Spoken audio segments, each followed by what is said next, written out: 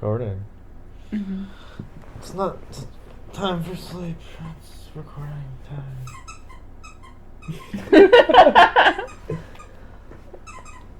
Turn to intro music.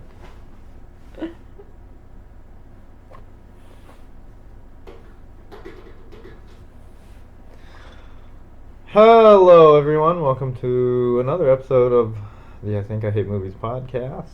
I'm your host, Jon. And I'm Rei. And we're here again to talk about movies and other stuff. Get tangential. We're pretty good at that.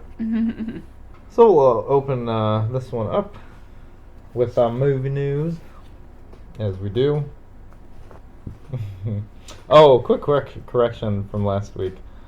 I said the Ghost in the Shell animated movie came out in 1989. That was false. That's wrong. It came out in 1995. I thought I corrected you when you said that. I don't think you did, and I Oh. don't want to have a bunch of misnomers and misleading information.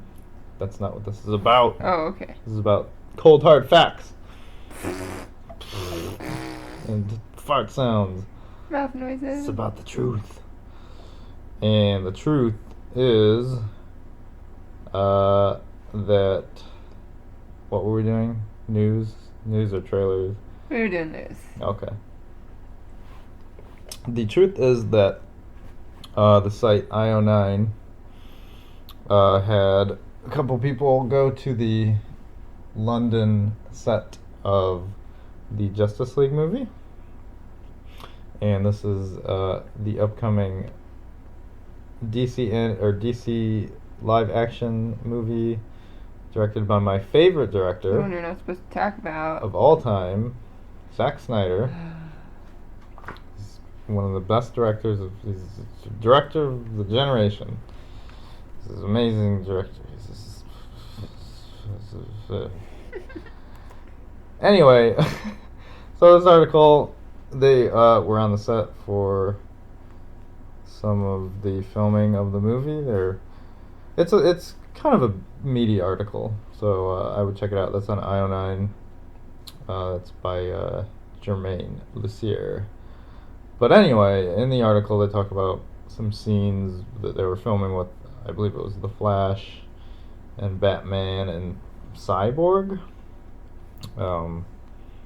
So read the article if you want to know, I guess, some of the minute details of the scenes and stuff. But the one thing that I wanted to point out that I got from the article was Zack Snyder responding to the response to Batman vs. Superman, Dawn of Justice, which was critically panned, and there was, anecdotally, there was kind of a mixed reaction from fans. And in terms of like a budget to expected revenue ratio, it didn't do that well financially speaking. I think it did 800 over 8. Well, I don't know. It was like 800 million worldwide or something. I don't know. I'm probably wrong, and I'll have to do another correction next time. But in terms of like big blockbusters and summer movies, it didn't do that well. Which, hey, if you don't make a good movie, people don't want to see it. So imagine that. So the one takeaway that I got was there was a quote regarding the response to that, and from acclaimed director Zack Snyder, who's totally in touch with everything in the world. We need a soundboard. Yeah. There needs to be a button for Zack Snyder. It'd be like I don't know. Boing! Wah wah! Wah wah wah. Anyway. So, getting on with that. Zack Snyder said, in response to Batman vs. Superman, "It did catch me off guard," said Snyder. I've had to, in my mind, make an adjustment. The nice thing about working on Justice League is that it is an opportunity to really blow the doors off the scale and the bad guys in team building and all the stuff that I think I could justify as a big modern comic book movie. That was his response to the poor showing of Batman vs. Superman. And this, people, this is why I hate Zack Snyder. Because he still doesn't get it. And this is evidence. So, we'll take the very first sentence. It did catch me off guard. I don't know if he didn't watch his own movie before he released it, or he just had his ears plugged, his fingers in his ears the whole time. But, well, you know, that's not really fair because I haven't seen the movie. But, Yeah. But from, you know, reviews and just tonally, the movie, it's kind of a mess. I don't know. So I guess though that's a freebie. It shouldn't catch him off guard, but he was caught off guard. Now the second part, where he says he is now given the opportunity to make adjustments, and those adjustments to him, he wants to quote unquote really blow the doors off the scale and the bad guys and team building and all the stuff I like. What? So one staple of his superhero movies is scale. His scale is already big. Yeah. It's huge. It's not world encompassing, but in, like, for instance, the Watchmen, that's a large scale world invasion. And granted, that's based on Alan Moore's works, but that's a pretty big movie in terms of scale. Man of Steel, Metropolis gets blown up. He has a huge fight with Zod at the end. He destroys Smallville. Superman escapes Krypton in the beginning. Like, that movie has scale, and I'm thinking physical scale. Mm-hmm. Or I'm talking in terms of physical scale, because that's what I interpret this as, him saying. And then Dawn of Justice. They, like, blow up I think it's like an island, a prison island, maybe like a Rikers type island. Like, the final fight scene in that movie takes place on that island, and they blow the whole fucking thing up. And then he introduces Doomsday, which, if you're going to talk scale in terms of major or, like, crucial, pivotal, like, paradigm shifting characters within the DC universe, Doomsday killed Superman in the 90s run of Superman. And granted that, like, a lot of people equate the death of Superman books to the death of comics because of a lot of other reasons. Comics just, got blown up and overpopular, and collectors were collecting comics that didn't need to be collected. Anyway, like, the comic book economy kind of crashed in the 90s. But regardless, like, Doomsday killed Superman in the comics. So, like, scale-wise, he put, like, one of the biggest villains in his movie. So when he's doing the Justice League, he's saying, I get to go blow the doors off the scale. I don't know what he's talking, he's gonna get bigger, and I think he's gonna get more. More, right. Numbers. I think that's what, yes. Quantity. Yeah, I think over quality. Right. I think he's using scale in a sense that he doesn't really understand. He really doesn't understand. Well, my movie wasn't I think when he successful, says- so I'll put more movie, Yeah. and it'll be successful. I wonder how long this movie's gonna be. That's interesting. I Um, don't think he can do a long movie. I think he's gonna bore himself.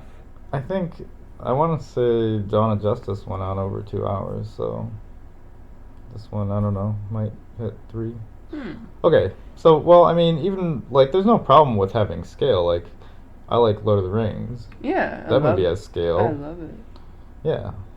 There's nothing wrong with scale. I'm saying he's. No, I'm not arguing with you. I'm just saying, like, how he's justifying this in his mind is like, if I put more, then it's better. And it's like, no.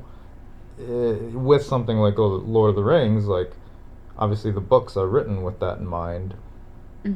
But, like, that works because that world is, like, vast and huge. Complicated. Yeah. There are, like, warring factions and, like, a lot of politics that are involved with more Middle Earth and stuff, and, like, it's a very established world. But that's the problem with his movies, is he hasn't established anything.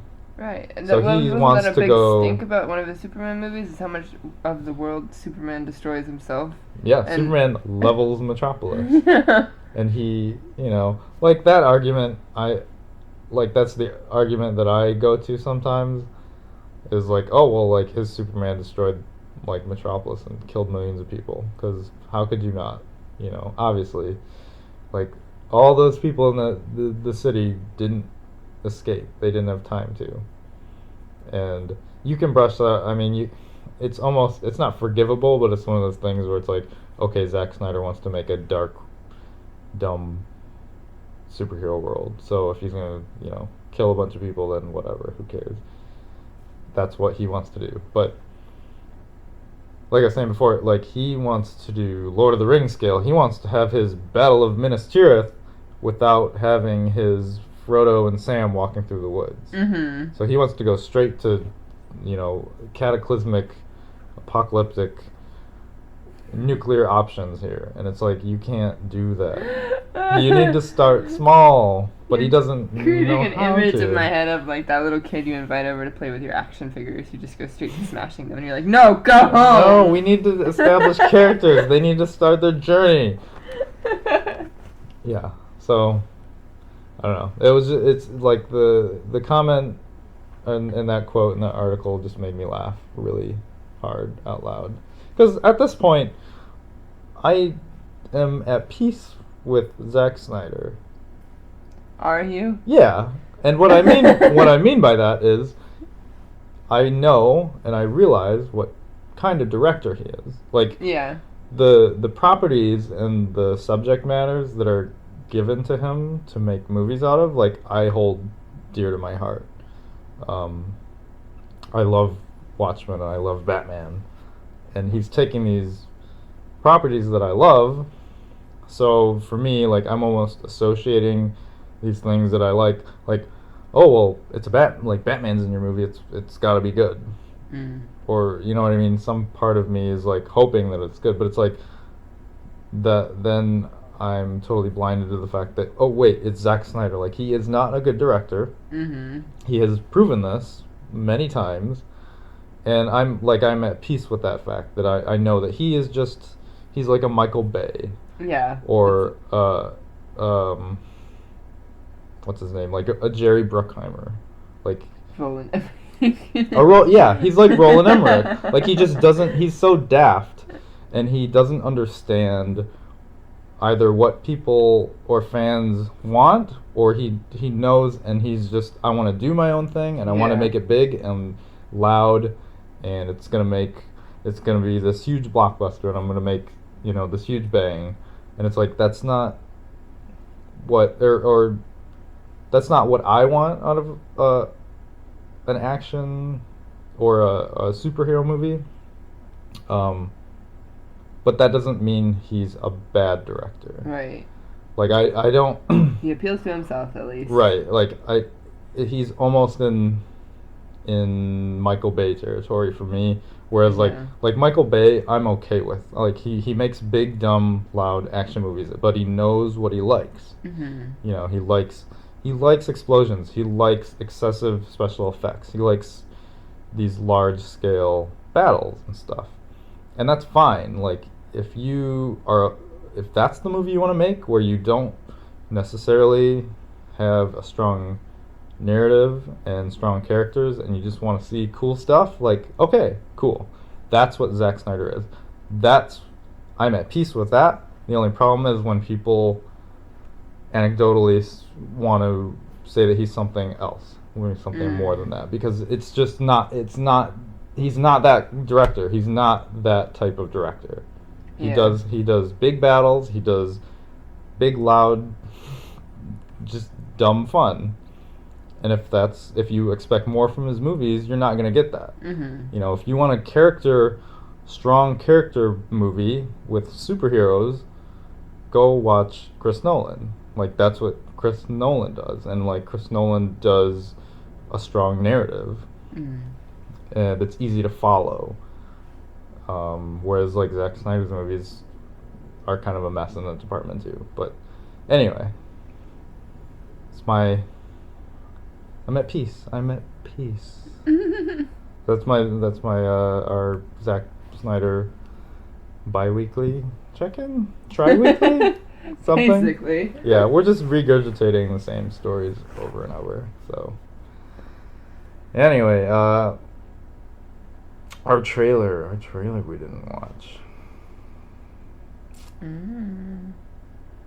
You gonna cue this one? Me? Yeah. The trailer we didn't watch this week was The Girl with All the Gifts, which I'm intrigued by, but I immediately recognized it from something John tried to expose me to before. The storyline looked very familiar. Mm-hmm. So the girl with all the gifts is essentially a zombie movie. Yeah. Yeah. Kind of Zombie looks like or infection. Yeah. Infected movie. Right. It opens with some children, and they're playing and laughing and talking and whatever. They're all strapped in their wheelchairs. Well, then it cuts to that, right? That's the twist. It's like, oh wait, now all these kids are strapped to wheelchairs, and they're like, "Hello, good morning, class," and it looks like they're in a classroom, but they're in this like quarantine. Yeah. So the world seems to be taken over by some virus or infection, which turns people into zombie-like creatures, something of that sort. But this girl seems to hold the key to a cure, possibly? I think it's her Is that teacher. what they're implying? Her teacher is researching it, is what it looked like. Right. But the girl would be someone who could make a vaccine. They can make a vaccine from or something. Right. And then yeah, they gotta get. It looks like a journey and a very tight knit character story with the teacher and the girl, moving through this post apocalypse or dystopia or whatever you want to call it, to find this cure or make this cure. So yeah, if you play video games and you've played The Last of Us, this sounds really familiar, and that was an interesting. I don't know. I really like The Last of Us. It's same premise, kind of. Joel and Ellie are journeying through like a dystopian Boston, and Ellie seems to be immune to this virus that has infected everyone, so she is the cure, or possibly a pathway to a cure, and that it's the same kind of story. And what's interesting about The Last of Us is the end, and I won't spoil it, but the end is the end in the context of a video game is like a mastercraft in writing. if you take it out of that context and I mean it's wrong almost to compare it to like a book or a movie because those all those mediums are very different and they purport to do very different things, and it's almost unfair to judge them all together. But I would say compared to a lot of books and movies, it is still one of the best endings that I've ever seen in something like this, in this kind of story, because I've said it before, like zombies are just done to death, and they're cheap. Yeah, they're a cheap plot device and a lot of stuff. But that's the thing. I don't know. Last of Us is a really good character study. So if this is a really good character study, that's what it looks like. I feel like it looks like an even better character study than Last of Us. well, you didn't play Last of Us. I didn't play it. I played like the first hour, and then I was like, out no. of like 20 hours. So Yeah. that's. And I could see where it was going from that first hour, so I was like, Yeah. But then again, it's about the journey. Yeah. This one seems I'm more intrigued by the characters and the girl with all the gifts. The choice of characters and their placement looks more interesting to me. It looks the same to me. Yeah, it just looks. I mean, even the infected people look the same. So, rabies or some kind of madness, but. Yeah, I don't know. That looks interesting, actually. I maybe this is the next thing that I need to make peace with is quote unquote zombie movies because they're gonna happen. They're gonna, people are going to keep making these types of movies, and I think I need to make my peace with. Maybe some of them are good. Maybe you can write a good story or craft decent characters around this plot device, and maybe I can just ignore the zombie aspect, but I don't know. There could be someone with a fresh look at it that would make it interesting, I guess. Well, the thing is, too, like, it seems like the whole crux of it is the zombie apocalypse or whatever, because she is the cure. So, without, like, you know what I mean? Like, without the zombies, there is no story. So, or without the infection, there is no story. So that kind of is a problem, too, I guess. But I don't know. I don't have a situational story because that's true for every story. Right, but I'm just that might actually work in its favor because it gives a reason for the apocalypse or the zombies to exist rather than the zombies just exist to like slow the heroes down once in a while. Like that, it seems like it's more important to the story, which I can appreciate. Okay. You know what I mean? I just like that looked like a functional apocalypse too. If that makes sense. It wasn't too dystopic. Right. It was like their facility gets attacked by zombies, but it doesn't mean that the whole world isn't functioning. I was gonna say, it looked in the trailer though. It looked when they were moving through like the torn up cityscapes and stuff. It looked pretty bad. Like they were maybe the last bastion of hope, like a bunker that they were kind of hiding away in. But I don't know. Yeah, that actually looks interesting though. So I guess we'll have to keep an eye out for that, and I guess we'll move on to the movies we watched. Director selector last week picked Steven Spielberg, not George Lucas. Close. Very close. A lot of similarities between those two. Alright, so first movie we watched. This was your pick. Yeah, excellent choice I made. Mm-hmm. We watched Minority Report because I couldn't remember that movie. And I didn't remember, the reason I don't remember that movie is because next to nothing memorable happens in it. Well, it's okay. It's fine. It's a sci-fi short movie made into a full-length movie. Mm-hmm. Yeah, it's a, what was it? Not Wells. Philip K. Dick. Philip K. Dick, yeah, it was a Philip K. Dick short. Was it a short? You can. I feel. It would make more sense. Definitely as a short. Yeah. Yeah, it was long for a short. It was over 2 hours long. Mm-hmm. It felt padded. Very padded. Yeah. It felt like it should have ended 2 or 3 times maybe, and then it just kept going. But like I don't know, short and sweet for those who haven't seen Minority Report. In the future, we will be able to predict crime with these oracle precog humans that are used by the government. So murders are stopped before they are even committed, and an agent of this government is going to commit a murder, so he has to basically run from the thing that he has endorsed. And that's kind of the movie in a nutshell. There's a little bit of espionage and backstabbing and government intrigue and stuff kind of peppered in. Mm-hmm. But overall, it's Tom Cruise is running from Fable, from Colin Farrell, I guess, for a while. I don't know. Yeah, I don't know. It's fine. It hasn't aged well. I'll tell you that much. Oh, Like you mean the CGI and whatnot? Yeah, well, yeah, the effects and going back to the like the pacing and the padding out of storyline, that does not work for me. I don't know. It The didn't first work, time, I think, when the movie came out.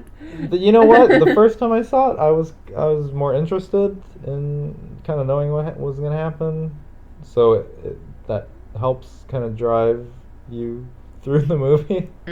But it now watching it and knowing what's gonna happen and all that, I don't know. It feels really long. But yeah, some of the special effects are not great anymore. Some of them are actually, but the one in particular, the automated cars on the automated highway, looks terrible. Oh shit, that looks bad. It looks not great now, but I don't know. That's 2000. Yeah, it's 2002. I guess it gets a pass. There's like 2 interesting effects shots. The one where he's hiding out in an apartment complex, and there's an overhead shot. Oh yeah. Going through a cool set. There are a couple of those. Probably seen some similar shots like that. I'm trying to think of one in particular, but yeah, it's just kind of panning through an apartment complex and showing all the denizens, and they're all being interrupted by this police search, and I don't know. Spiders. I thought that was cool. Yeah, there's little robot spiders. And then what's the other thing that I liked? Oh, I liked there was a chase scene where the pre-cops are chasing Tom Cruise's character with jetpacks. And it's really cool. I don't know. It's a cool, kind of just your basic run-of-the-mill chase scene, but I don't know, the way he shot it is very there's a lot of practical effects and real sets and stuff, and there's a really dumb moment where they're shooting a jetpack and they're going through this like flammable tube and everything's on fire, and it looks cool. I don't know, but the movie's kind of bland. It's got a weird filter on the whole thing. God rays. Everywhere. Everything has a weird God rays and bloom, and it's like desaturated, but not a lot like that. It looks a lot like sci-fi fantasy cover art. When you like go in the section and you're looking for some off-brand sci-fi that's real bad, it looked like the cover art on those novels. Like the design? Yeah, the like shiny. Everything's shiny. Oh no, I don't. I would say it looks the opposite of that. Because I would say, like, are you talking about like B-movie sci-fi stuff? I'm talking about books. Oh. Sorry. Well, even books too. Like, I always think the covers are colorful and try to grab your attention. Those are fantasy, not sci-fi. Yeah. Sci-fi always has these weird metallic colors with God rays and whatnot all over them. That's what you think of. Yeah, it's very clean. The future's very sterile and clean, except for when there's 800 ads for Pepsi and American Express and Lexus. Oh and my god, there was so Nokia. much in this movie. Oh my god, this movie got paid for 8 times before it even got made. Yeah, there's a lot of weird product placement, which is almost okay considering the sci-fi future that Spielberg builds. Which is cool because we were watching it and we were making some parallels, drawing some parallels between his sci-fi universe, which is 2050 something, and now. So the very heavy, intrusive surveillance that exists in everyone's world, like the eye scanners and stuff. What was another one? I liked the billboard that called him out by name and told him something he liked. Yeah. Like it was, oh, it's linked to your Facebook, this ad. Yeah, just very catered advertisements, personalized ads.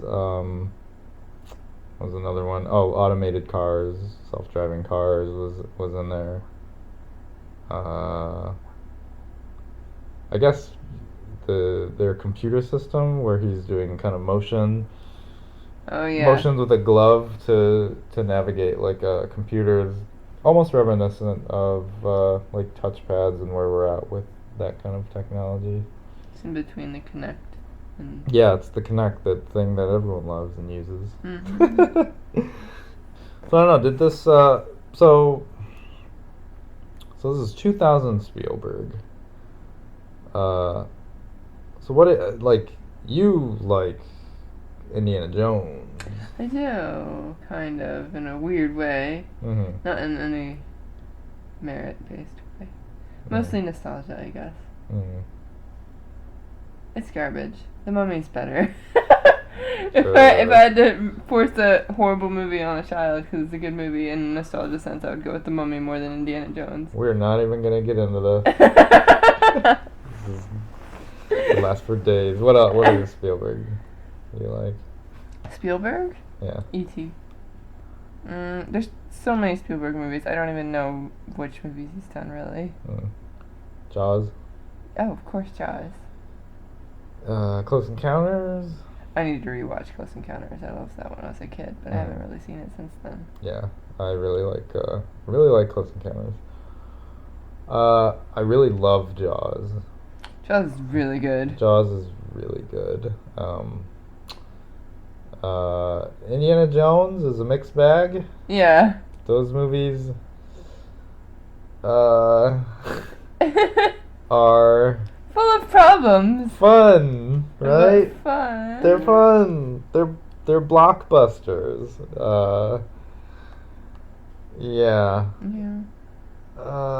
Those are good movies if you just don't think about it. Yeah. Yeah, I like Spielberg.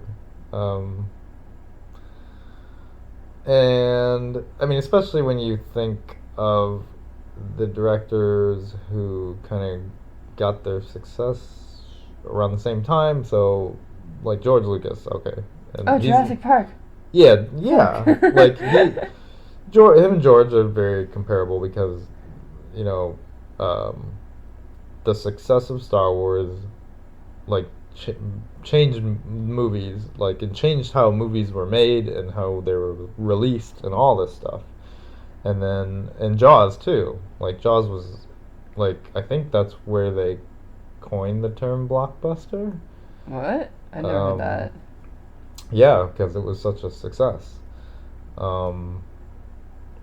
So strictly on that level, making really big, large scale, easily digestible movies for broad audiences. What I wanted to say is, like, his movies are always very easy to digest. Yeah, Spielberg is really good at that, and I can appreciate that. And the other thing is he always, it feels like he does what he's very impassioned about. He doesn't make movies just to make a quick buck, unless did he direct? Yeah, he directed that last Indiana Jones, but Anyway, I feel like you wanted I guess to bring that it back. that has a lineage. So, but no, he feels, or at least it feels that he makes movies that are about subject matters that he is really interested in, or passionate about, and like he does a varied amount of stuff, which I can appreciate. Mm-hmm. So he's got like Indiana Jones, his old throwbacks to adventure serials, and Jaws is like a horror movie, Mm-hmm. and Close Encounters is sci-fi with like horror elements too. Like maybe it's just me, maybe it's perspective, but there's some creepy stuff in that movie. I don't know. It's like Imagery it's a wise. slight suspense thriller. Yeah. Close Encounters, from what I recall. But again, I was a kid when I saw it. Yeah, E.T. is like a big fun family movie, sort of. E.T.'s I guess. really good. I don't like E.T., but After rewatching it, it's really good. I hate E.T. Anyway, I don't know. He just does a variety of stuff. Jurassic Park, Saving Private Ryan, war movies, War Horse, Minority Report. You did War Horse? Yeah. I didn't know that. Yeah, you like that movie too, don't you? Because it's got a horsey. It does. It horsey. has my favorite sort of horsey. And he goes to a war, and then he's a war horse, and he's like, "I'm a war horse." And then roll credits, right? He's got a weird. Okay, yeah, because that's something else that stuck out to me, especially in Minority Report. Whoever he gets for like casting director tends to fucking suck on some movies, and it's like he doesn't notice. Because, like, War Horse, the horses were the best actors in that movie. I'm not even joking. Like, you watch that movie and all the people are just horrible in that movie, but the horses are actually really good. He gets great performances out of the horses. I can't recall anybody that was in that movie, so... It's not worth it. Don't try. Don't even worry about it. It's horses. But, it's in the name, right? So, you're good. But yeah, no, I can appreciate that. I don't know. I like Spielberg. I really like a lot of his movies, and even, kind of like Lucas, it's hard to go back and watch them without rose-tinted glasses, but, like, I think a lot of his movies are well crafted, and they have a lot of heart, and if you just want an easily digestible, fun thing. Sometimes it can be sad a little bit. Yeah. But even then, he's soft sad. It is, yeah. Well, yeah. I mean, stuff like Saving Private Ryan, I remember. He remembers too. Never forget, though. I remember that movie came out. It was in '99, I think, and I saw it when it came out. So I was probably going into high school or whatever. Or I would have been in 8th grade or something. Anyway, I actually was really interested in World War II history, and I saw that movie, and it was really sad. There were some really poignant and like disturbing imagery in that movie, especially the opening scene with the invasion of France, and just like, I don't know, Spielberg knows how to deal in scale and levity at the same time and kind of like balance that. Yeah. And he knows where to make his like when there's a big emotional swell, like he's really good at that, like he knows exactly when the audience is just invested enough that he can start swinging his emotional punches to kind of like pull at your heartstrings. Yeah, almost. And when to back off. Like, and it doesn't feel cheap, but it's it still almost feels very calculated. Yeah. Okay. Yeah. Calculated in, I mean that in like the most positive way, because it's a sign of like a good director that knows how to pace their movie and structure. And he knows what he's making his movies for. Right. But speaking of World War II, I picked I picked Schindler's List, and I don't know why. You cruel It was a bastard. gut reaction, and not to be insensitive, but the gut reaction was because this movie, the first time I saw this, I thought this movie is horrible. This is trash, and I'm never watching it again. And I said, well, it'll be funny if I watch it again with a different perspective, and maybe I'll, get a different perspective on it now. And maybe it's not so bad. And no, I didn't get a different. Well, I watched it with a different perspective. I still don't like this movie. Why? Why? Because I think it's bad. I think the way it is filmed is bad. I think this is okay. This is where his strength of making easily digestible content backfires in a lot of ways. Um, so this is the movie about Oskar Schindler, who was a German Nazi businessman who ended up saving a lot of the Jews being persecuted in Poland during World War II by hiring them in his factory, so they didn't have to go to the camps. Which is okay, that's like, it's based on a real guy, it's based on true events, it's based on a true story. Also, this is something that Spielberg, as a Jewish man, an Orthodox Jewish man, holds dear to his heart. So it's got all the things, it's got all the ingredients for a Spielberg classic. And holy shit, it won every award ever, or whatever, I'm being hyperbolic, but it won a bunch of awards. So maybe that's what I'm getting at, is this movie is overrated as far as critical success. I don't think any of the performances were particularly good. I especially don't think Liam Neeson as Oskar Schindler is good. I think it's terrible. What was I saying? Oh, Liam Neeson as Oskar Schindler. I think he's terrible. I don't think Liam Neeson is a good actor. You don't think he was Oscar worthy? Shut.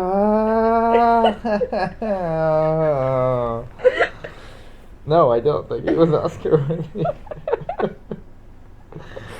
I don't. I think maybe some of the Jews were good. Oscar worthy? I don't know.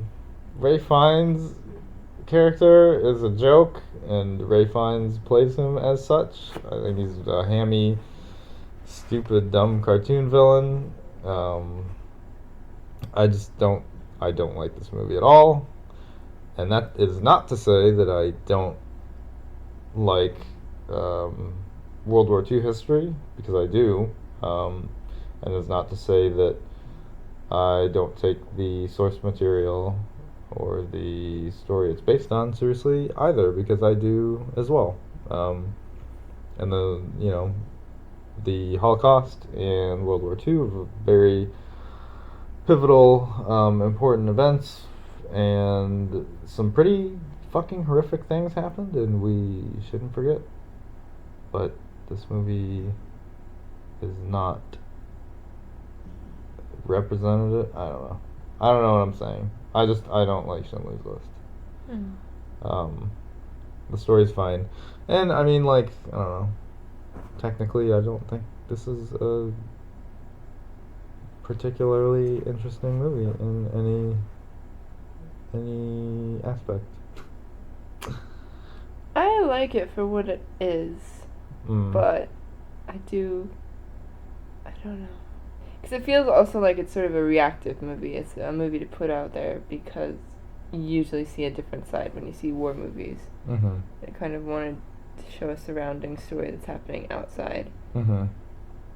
But also in that way, it almost seems kind of non-committal to the characters, because, like, Oskar Schindler's definitely not a hero.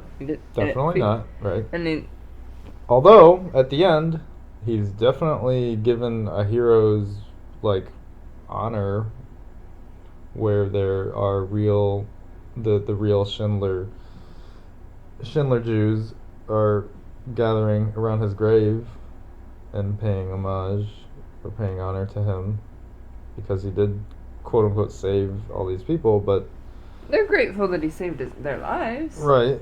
I mean, hero But in the he's given- like caricature sense, I guess, is what I'm saying. He's like a real person, Yeah. but he's not overplayed in any sort of like really idealized way. Mhm. The most over idealized he gets in the movie is he gets a lot of weird 50s glamour shot poses and silhouetting and stuff. Mhm.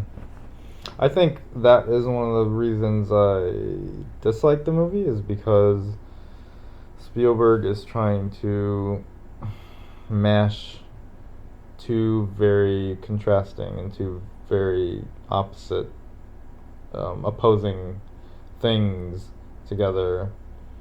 So he's doing these 40s film and life homages, like the glamour For the shots and Nazis. stuff.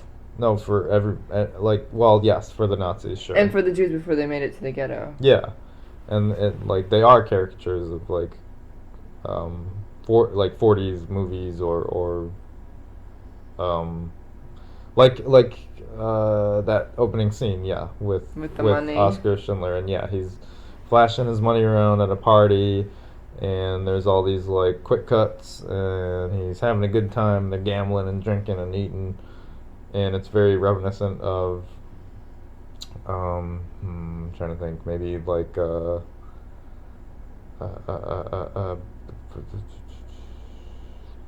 I don't know, like an Audrey Hepburn movie or something. Audrey Hepburn? Yeah. You mean Catherine? Catherine Hepburn? Catherine I Hepburn. mean, what's her name? I think it's more Marlena Dietrich if you want to go that way. Yeah, I don't know. It's real flashy, and it's very tongue-in-cheek almost. But then I think it's contrast, sort of like they're trying to contrast. But that doesn't work. That's what I mean. Because then like, it goes like to almost like now you're gonna go all the way dark. Photographs, yeah. Well, yeah, all the when the Germans invade and stuff, or are taking Jews and stuff. Then now here's a kid getting shot in the head. Here's another kid getting shot. Here's a bunch of children dying. Here's a bunch of burning bodies. Here's the real gritty stuff that like people are afraid to see or make people uncomfortable, which is something that I can appreciate, because he does show very haunting imagery that's obviously nothing, minuscule in comparison to what really happened. Yeah. But that in a movie context, that doesn't work for me. You can't do that. You can't do haha flashy stuff like the height of hubris, and the Nazis are like partying, glamming it up and having a good time, and then you can't. I get why that contrast is there, and I get why he puts it in, but tonally in the movie it doesn't work. I think it does, because that's how. I don't know. Is it like he brings you up just to bring you back down? I don't get brought up. It brings me more down to see that contrast there. That's the point for me. Is that these are happening consecutively. Well, he shows some of the Jews and stuff too, like living normal lives or whatever, Mm-hmm. and then they start to slowly get extracted from their homes.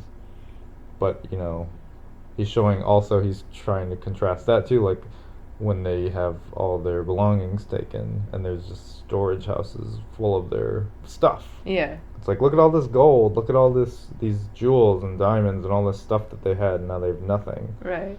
But that to me builds the Jews as like, I don't know, it shows them as successful, but it only shows them successful in a very one-dimensional way. I don't think it was supposed to show them as successful as much as how many Jews were being taken, because then they show you that they're getting gold from their teeth. Right. Yeah. But at the same time, like, it shows quantity, but it also shows that, yeah, like, I don't know, look at all their stuff. To focus on stuff. I want to focus on the people. Yeah, but I think that was also part of the Oscar Schindler thing, was that he's like this big achiever type dude, and he's like buying friends and all this stuff, and for him it is all stuff and prestige. Mm-hmm. So it's kind of like showing how they have Well, nothing he's he's buying these Nazi alliances with. that makes sense. What was it? What? It's supposed to like kind of build up to like that the Jews have nothing that Oh. Oscar's using to buy fake relationships with other Nazis. And then at the end, with their nothing, they make him a ring with their gold that was somehow not extracted from that man's tooth. Right. So like even with nothing, they find a way to try to communicate with him in his language. Right. And that's kind of what hits him hard and makes him understand their language at the end. Finally. It was a big build up to that. Yeah, it was a big build up to a fucking wet fart. Hey, Oscar Schindler finally learns empathy when the war is over. It's not that he learned it, it's that he finally started paying attention to it. And he doesn't have it good. Yeah. He doesn't have the best empathy. Right. He's a shitty guy. But that's the comparison too, with Amon Grant, who's like a legit psychopath, so who has no empathy whatsoever. Right, and Goth is the Nazi officer in charge of the. What do you remember? What camp that was? I can't remember off the top of my head. Krakow. Okay. Krakow. They gave it a longer title, but it's usually just called Krakow. And his character's something terrible, and but that's what he was like in real life. Okay, too. That's fine. I understand that, but I don't need the two main characters in your Holocaust movie to be both huge pieces of shit. Well, that's kind of why I felt like I was trying to say, but it was like almost non-committal investment in the main characters because they're not it's not a typical hero, and the villain isn't someone you can even sympathize as just following his own course. Like the villain that believes he's doing the right thing in his own mind. He's not even that guy. He's just a guy who just does not give a fuck. He's just a psychopath. Yeah. Right. So it's like, it felt like he almost did that because he didn't want to glorify them. You're not supposed to really be paying attention to them. You're supposed to be paying attention to the situation that all these people are in, and especially what the Jews are in. Mm-hmm. But he couldn't give time to all of those Jews. He wanted to just give them, like, shout-outs. Like, we knew you were there. We cared. We want you to see this. And we want you to be recognized and appreciated for what you've been through. Right. And that's also why I feel like it never really crosses that line into being really abrasive and hard to watch. Mm-hmm. Like, it's for these people that experience this, and the people who you see at the end of the movie, essentially. Right. But that's also where it's like, why does it exist? Right. And he does pepper in some scenes that are pretty graphic and pretty horrifying. They are graphic, but they aren't too over the line. They don't go into Saving Private Ryan realms, I feel like. Oh, I definitely think they do. Where he's, like, target practicing on just random people. Oh, yeah. And, like I said, that opening scene where a kid runs away and they both grab him and they just blow the shit out of him. And the officers marching through town, shooting piles of bodies or people in the process of dying. I mean, it gets really dark and it gets really graphic. And I think maybe that's my main problem, because yes, those things happened. Yes, they're horrific. Yes, war is terrible. War never changes. War is awful. But it seems like there is an unbalanced ratio in the movie of horrific war things going on and actual relatable people-centric stories, or a focus on the Jews themselves. And I don't know. It's hard, especially because he is Jewish, and you know where his heart is in this. But like having the Jews portrayed in this movie as like a hive all the time. Like there are never any really strong individual characters that are Jews. There's the one, his accountant, Sten, and the one guy that manages to escape the first insurgents. Husband? Yeah, like I don't know any of their names, and Horowitz. Sure, it's just like, this is the Schindler story. This is about Oscar Schindler, and whether you agree that he was a bad guy or a good guy or a alright guy or a guy that changed or a guy that needed to change or whatever, Like he's like, this is a story of a fucking businessman who like happened to do something good that also benefited himself. Like that's the thing. It's like everything he did is there's a gray area of whether is he really doing this to help the people or is he really doing this to help himself, and it's always riding that line. And I don't give a fuck about a movie about that. I want to watch a movie about, Jews being heroic or Jews being brave in the face of adversity, and not Jews going to work in a factory. Look at all them working in a factory. I don't know. And going back to just because it was Spielberg and that was our director of choice, it doesn't feel like a Spielberg movie. It really doesn't, yeah. Especially the beginning is a fucking mess. Like with the way he establishes everything, which is interesting because it's like he does the text thing, so he's like always displaying text for times and dates and places, which is like important because obviously there's historical accuracy here, but like it's very sporadic.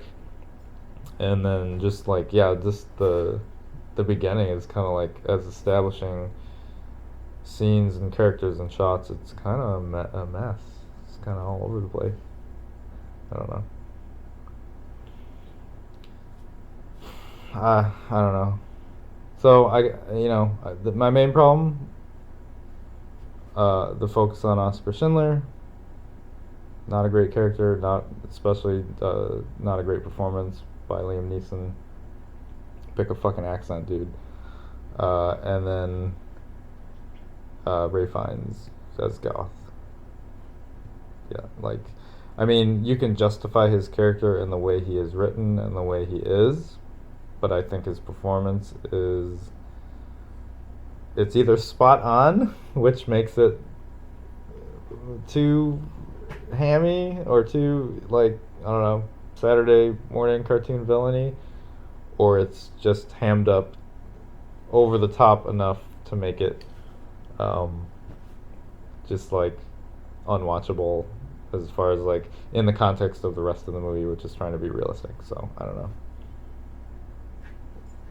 Bad performances and messy and a character that I don't care about. That's my problem with this movie. Overrated. That's what I'll say. Overrated movie. And we get it. It's in black and white. It's sad because it's black and white. I felt like that had to do with the trauma factor too. To me, I feel like that was supposed to help remove people from it. Yeah. Because everybody's seen the like tits photographs and stuff. Yeah. It's lifeless. It's black and white. There's no color because there's no life in the world. And during the war, it's it's very dreary, and the Holocaust, and that is a very lifeless situation. That's why the girl in red represents life, hope, and just the fact that anyone can die, the Nazis don't care, anyone can be taken and murdered. That was one of those wink wink Oscar bait bullshit moments, I thought, in the movie. But anyway, Schindler's List. I am glad I watched it again. But I'm glad I don't have to watch it again. I don't know. Spielberg. I really don't feel like it's a movie you should watch more than once. Yeah. Let's go watch Grave of the Fireflies. No, thank you. Yeah. That's a good movie. Anyway, so Spielberg. He's alright. Pretty good. Yeah, he's, I guess, should we start ranking these directors? Give them a rating. So we did George Lucas and Spielberg, right? Sure. Like, what's the fucking show with the cars? Top Gear, how they race around the track, and then all the people get ranked as they do their laps. Oh god, you don't even know what I'm talking I about. don't know what you're talking about. So let's see. Our number. This is our ratings for the best directors of all time, according to us. This is a scientific method. So number 1, Steven Spielberg, or George Lucas. Steven.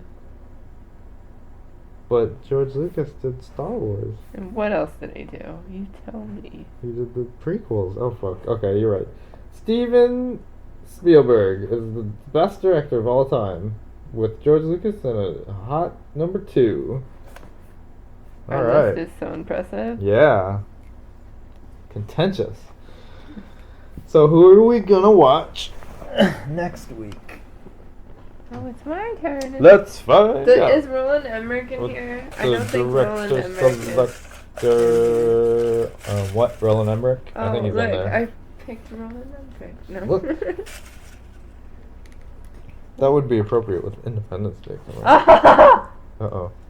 I got John Landis. John Landis? Yay, Garmentor! Oh, he's not a director anymore, is he? Practical effects. Not really? Yay. Yay. Alright. I feel like I've seen all of his Yeah.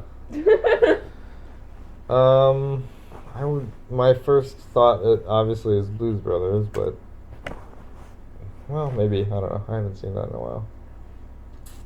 You put him back in the bucket! Fuck, I keep doing that. John Landis. Let's see, we got, some good ones. Honey, I Shrunk the Kids. Blues Brothers 2000. Everyone loves that movie. The Stupids. Beverly Hills Cop 3. Did he do Coneheads? I feel like he did Coneheads. Oscar.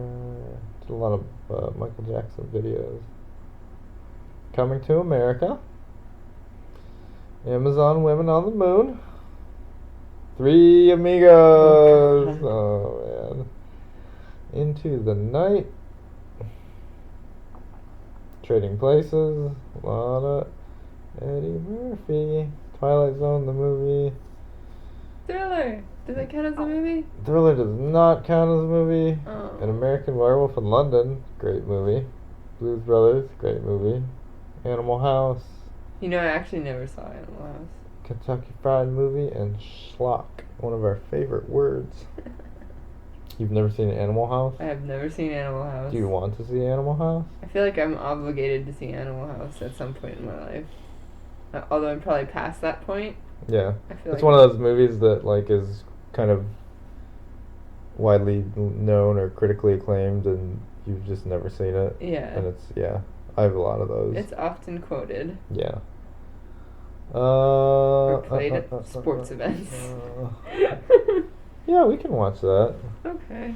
I don't know what I want to watch. I really want to watch An American Werewolf in London, but I've seen that movie like 1,000,000 times, and I can talk about it for days. That movie's fucking amazing. I don't know if I want to watch Three Amigos, because I don't like Three Amigos. And it's just, that's a movie that's like made for punchlines. It's just like, hey, punchline, hey, quotable thing. Look, things. Martin, who's it? Martin Short's in it. Steve Martin. And Steve Martin. It was like, I don't know, people that were very much in the zeitgeist at the time. Fucking shit. What's a weird one?